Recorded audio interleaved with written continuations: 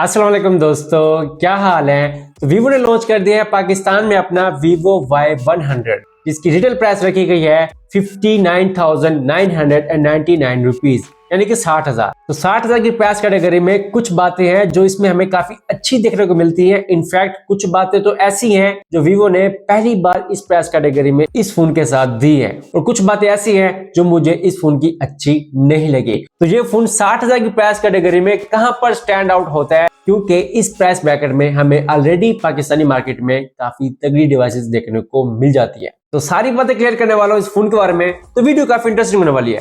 Video start करने से पहले बताता चलूं, मेरा नाम है मोहम्मद असद खान, आप देख रहे हैं पाक फैमिली रिकॉर्ड्स।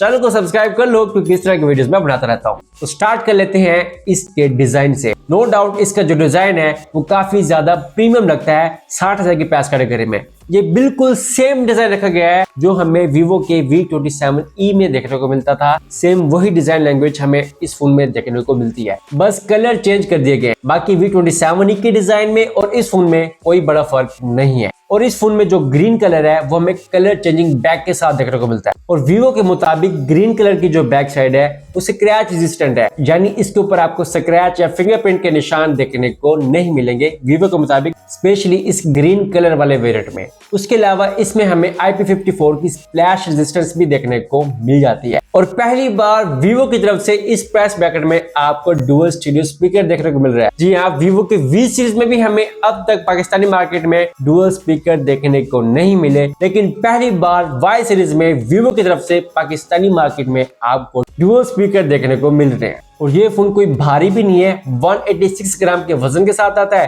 और ये बहुत ही पतले फॉर्म फैक्टर को फॉलो करता है। 7.79 मिलीमीटर की हमें इसमें थिकनेस देखने को मिलती है, यानी बहुत ही पतला और लाइट वेट फोन हमें देखने को मिलता है।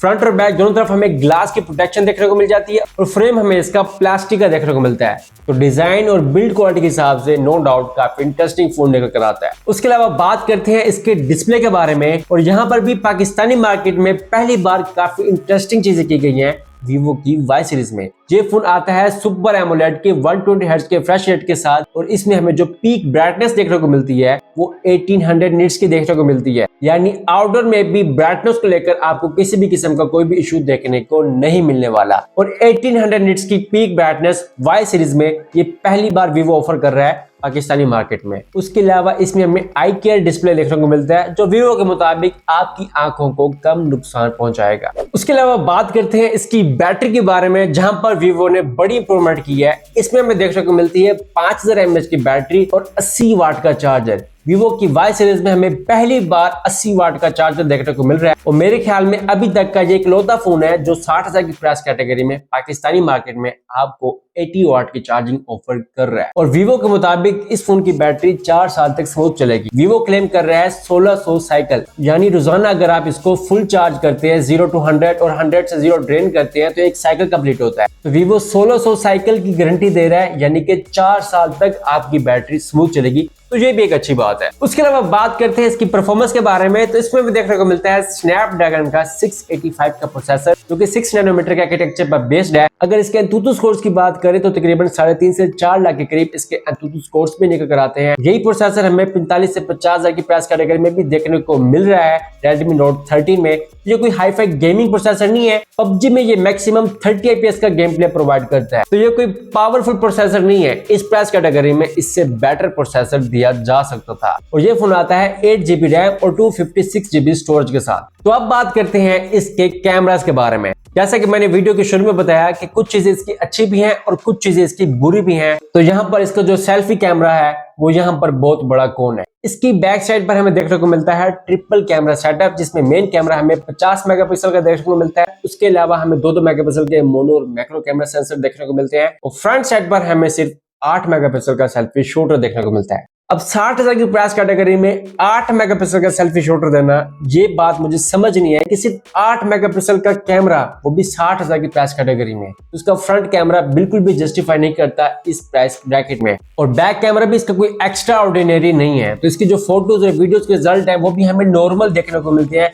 कोई एक्स्ट्रा ऑर्डिनरी या कोई हाई फाई रिजल्ट्स हमें देखने को नहीं मिलते। तो कैमरा में यहाँ पर इंप्रूवमेंट की जा सकती थी। 60,000 की प्राइस कैटेगरी में ये कैमरा बिल्कुल भी जस्टिफाई नहीं करता। उसके अलावा बात करते हैं कुछ सॉफ्टवेयर के बारे में, तो ये फोन आता है एंड्रॉइड 14 के साथ और 1-2 साल की आपको मजीद अपडेट्स भी देखने को मिल जाएंगी। और इसमें आपको वीवो का अपना फ्रंट टच ओएस देखने को मिलता है, जिसमें आपको काफी सारे फीचर्स देखने को मिल जाते हैं, जैसे कि स्प्लिट स्क्रीन वगैरह। तो अब बात करते हैं कंक्लूजन की कि ये फोन कहां पर स्टैंड आउट करता है। देखिए 60,000 की प्राइस कैटेगरी में सिर्फ 8 मेगापिक्सल का कैमरा दे देना और स्नैपड्रैगन 685 ये जस्टिफाई नहीं करता। यही प्रोसेसर आपको 45 से 50,000 की प्राइस कैटेगरी में नोट 13 में देखने को मिल जाता है। और 60,000 की प्राइस कैटेगरी में जहां बाकी ब्रांड्स आपको कर्व डिस्प्ले दे रहे हैं, वायरलेस चार्जिंग दे रहे हैं, 200 मेगापिक्सल का कैमरा दे रहे हैं, तो ये फोन 60,000 की प्राइस कैटेगरी में 8 मेगापिक्सल कैमरा के साथ जस्टिफाई नहीं करता। इस फोन का जो राइट प्राइस टैग होना चाहिए था वो 45,000 था। इससे ऊपर ये फोन समझ नहीं आता इन फीचर के साथ। तो ये फोन 60,000 की प्राइस कैटेगरी में बिल्कुल भी वैल्यू फॉर मनी फोन नहीं है। बाकी आप बताइए कि आपको वीवो का Y100 फोन